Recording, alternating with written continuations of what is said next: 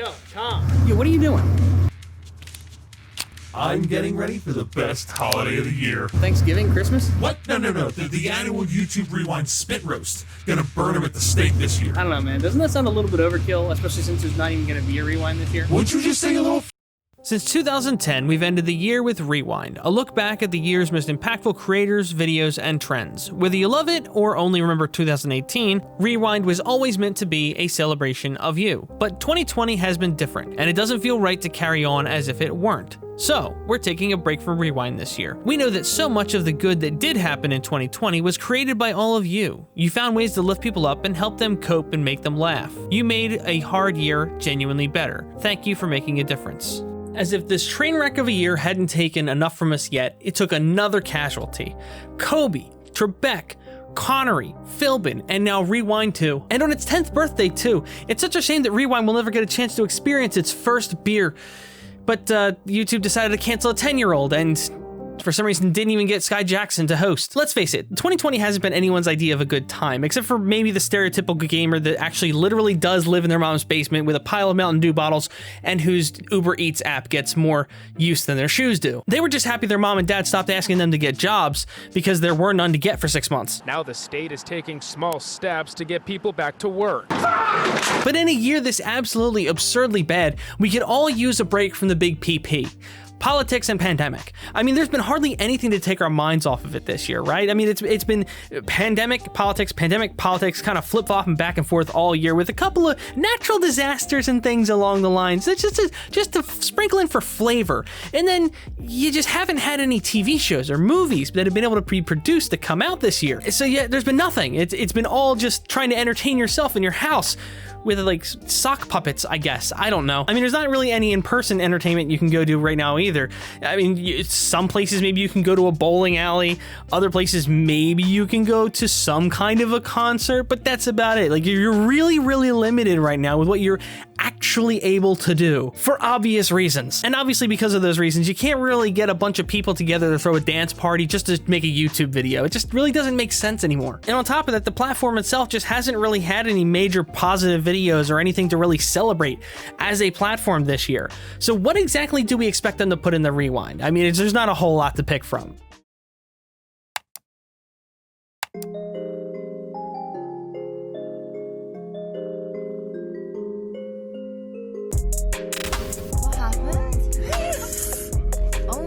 Even if they could somehow manage to get one of these dance compilations together that they're so well known for, what would be the point anymore? TikTok is basically that, so the market's kind of already flooded. And even then, there's only so many times you can laugh at a middle school Fortnite dance-off before it just becomes boring again.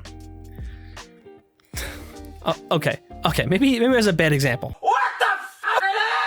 But even with all that, you would think with the way people talk about the late night Jimmies and how they're involved with Rewind, that the icing on the cake would be, hey, no more late night Jimmies. Now, I'm not sure if you're aware, but 2020 is actually the 15th year of YouTube's existence. So that's a pretty big year. That's a pretty big milestone. On top of that, the first Rewind happened in 2010, meaning that this year would have been the 10th anniversary of YouTube Rewind. So they're skipping a pretty big anniversary, and I know I might be breaking some kind of unspoken understanding within the community, but a ton of people, possibly the majority of people, only really want Rewind to happen so that they can make fun of it. It's the one time a year that most of the YouTube community can come together as a whole and just crap all over something. Just the biggest, steamiest, wettest pile of turds. P.S. like and subscribe for more videos of me crapping on things. Now, I saw a few people acting like somehow not doing the Rewind is worse than doing it because we need the distractions from our real world problems so badly that not doing it is almost like reckless or dangerous or something, which is just absolutely absurd. I mean, I'm not gonna play that card. I don't necessarily agree with not doing the Rewind, but at the same time, that's just stupid. Playing this card to make a big stink about what's wrong with YouTube doesn't even make any sense when there's actual issues with YouTube to complain about that you're just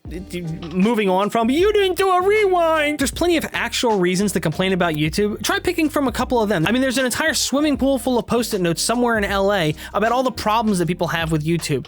Pick from that swimming pool. Just dive in. You can pick from any of them all you want, but don't pick something stupid and petty. This small to to complain about and make a big stink about. I know it's only a few people, but it really kind of got on my nerves because of all the absurd things that have happened this year. I can't believe that one of the things that seems the most absurd to me is the fact that people are actually making this big a deal of it, no matter how few people. And all that being said, and I stand by it, I also do think that YouTube's logic here also doesn't really necessarily make a whole lot of sense. If they're worried that they're going to get complaints that it's insensitive to make a video celebrating all their successes during the BLM, the election, and all the natural disasters, they could have made a rewind that partly reflected on any of these things. For example, I feel like pretty much everybody probably remembers the heavily memed subscribe to Black Creator Suite, right? Roses are red, violets are blue, subscribe to Black creators. You couldn't come off more pandering. This is the most uninspired, bland, corporate by-the-numbers post I've seen in a long time. I mean, you couldn't even spice it up a bit, like, subscribe to Black content creators, you know you want to. Subscribe to Black creators, yelled the crying SJW. Roses are red, violets are blue, subscribe to Black creators, not white ones. Oh, you. I mean, within the rewind itself, they could have just put a slideshow of creators from all walks of life and all different communities doing charity and working together to make things better. Like, there's all these different ways they could have done it. They could have put up, montages of the negative things that have happened this year as kind of a memorial. There's so many different things they could have done, but they didn't do any of it. They just decided to just sit down and stay quiet. I mean, admittedly, if they would have taken one of the tragedies that happened this year, singled it out by itself, and then put that in the rewind as its own memorial thing by itself, there would have been a lot of commentators and people that would have made a big fuss about how they were capitalizing on somebody's death. There's a lot of legitimate times to talk about that, and I feel like there would have been somebody just making that claim just for the clickbait of it, regardless of whether it was factual or not. But I feel like with YouTube's resources, they could have very easily wrapped it all up in a nice package and kind of gave us a reminder of what's happened this year in a positive way. Could have very easily just put in a couple of clips of protests and outreach work and then gone back to Sarah flossing in front of her dog who's licking his nuts in the background. But they didn't want to do that, and I guess I get it. It's fine. It's not a big deal. I'm just saying there's probably plenty of ways they could have done it where they could have avoided the backlash that they seem to be afraid of getting. Or even better, they could have just ignored those petty complaints because YouTube is a business with 2 anniversaries to celebrate this year. There's absolutely no reason to celebrate this year without acknowledging these things. And I'll admit, at some level, it feels like maybe YouTube just didn't feel like paying the $30 to the editor on Fiverr was worth it this year, given all the backlash and complaints they were likely to get. But besides all that, why do we care anyway, the community? For all those of us that just found Rewind to be a cringy pile of stars, paid in exposure to work for a full day in sometimes really not great conditions for the chance to maybe not get cut out of the rewind, it's not that big a deal. You're gonna have YouTubers saying, oh, it was so much fun being in YouTube Rewind. Chances are they're probably bullshitting, especially if it's in the UK. If you look very closely, that blur, that's me! And you can also see me here for a brief second as KSI's backup dancer. Thank you very much. In 2017, if you look very closely and maybe don't blink. Oh, that's me. Oh, we had fun. We did not have fun. That was a lie. It sucked. No one was there, just to be a background extra. We were all there because we've basically been conditioned to believe that YouTube Rewind is a massive privilege, that we should feel honored to be a part of it, which seemingly justifies the long hours standing around in the freezing cold, unpaid. I mean, what would be left this year to laugh at anyway? It's all about the memes. It is all about the memes. Without the memes or downright insulting YouTube Rewind, then what was the point of Rewind for a lot of us? There wasn't really one. Besides the normies that come to the platform and see Rewind, and it's like, oh, these are all people that must be big on the platform. These are people I want to know. Other than that, who cares? Just you laugh at it. Ha ha, this is cringe. I mean, 2018 was the last of its kind, but it was a prime example with Will the Aha Smith hosting and doing this really kind of weird intro to the Rewind. It was a little bizarre. But besides that, it was pretty typical. It's just a montage of seemingly random top-level talent that in many cases don't have anything to do with each other besides the platform they upload videos on. So while maybe it was cool to see that as the biggest crossover since Infinity War, you were mostly playing Where's Waldo to find your favorite creators, if their shot was even in the final edit, that is. YouTube Rewind? Whoa, hater, I was actually in it for a little bit. And Dab, see actually right at this part, if you pause it and enhance. Boop, boop, boop, boop, boop. There I am, way in the back, pushed off to the side, where I belong. As you can imagine, there was a ton of footage that didn't make the cut. For example, there's like 20 seconds of me river dancing. Look, YouTube Rewind has never actually been good. Go back to 2010 or 2011. It's always been the website just trying to fillet itself. YouTube Rewind 2019 was worse than cringy. It was boring. It was downright boring, but it was probably what it needed to be, and maybe even what it should have been all along in a lot of ways. This was the intro to the very first YouTube Rewind, and over the course of the next 8 years, we would slowly get from this to this. K-pop! Yeah, it hurts all of us, Casey. And then 2019 came out of the gates swinging. A flaccid, mediocre cocktail weenie of a rewind that everyone kind of collectively saw and just went, meh. No matter what year you look at, they've all been at least a little bit cringe. Hi, I'm Rebecca Black. Hold on, wait a second. Go back 1 second. How did in all these years since 2011, no one noticed that her fingers are missing? Okay, back to the video. No matter what year you look at, there's always been plenty of cringe to go around. It shouldn't be a surprise that they're cringy now when they were cringy back then too. I mean, for years, the well-known primary audience of YouTube was kids. So are we really surprised that when a platform that is primarily used by kids makes a rewind that is for the primary user base of the platform, it focuses on stuff kids are into, like TikTok dancing? So in my opinion now, looking back and reflecting on what happened in previous rewinds, sure, there was a lot of things that were, left out of the rewinds and probably for business reasons, like Filthy Frank. Filthy Frank, for example, while a legend on the platform, just wouldn't look good as the face of the company. Neither would Keemstar, Leafy, and a bunch of other people. So I kind of get why they didn't include a lot of these people. It would have been nice to see them included, but at the same time, it's understandable why they didn't. I do not understand why they didn't do things like including the boxing from Logan and KSI and all these other things. There's a lot of things they didn't include, but at the same time, we can't expect them to include everything. So in my opinion, looking back now, I do feel like the rewinds actually did kind of reflect more what was going on